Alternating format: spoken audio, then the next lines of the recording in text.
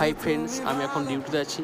দেখো কীভাবে একটা পুরাতন সিলিন্ডারকে রেখে নতুন সিলিন্ডার লাগাতে হয় সেটা তোমাদেরকে আজকে আমি শেয়ার করছি। প্রথমে পুরাতন সিলিন্ডারটাকে একটা নির্দিষ্ট জায়গায় রেখে দেওয়া হলো, দেন একটা নতুন সিলিন্ডারকে O2 স্ট্যান্ডের মধ্যে নিয়ে স্ট্যান্ডটাকে লক করে দেওয়া হলো।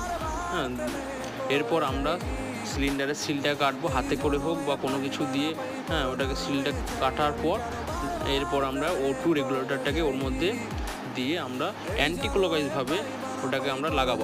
প্রথমে হাতে করে লাগিয়ে নেবো, দেন ওটাকে ভালো করে টাইট দিয়ে দেওয়ার জন্য আমরা সেলাই রেঞ্চের সাহায্য নেবো।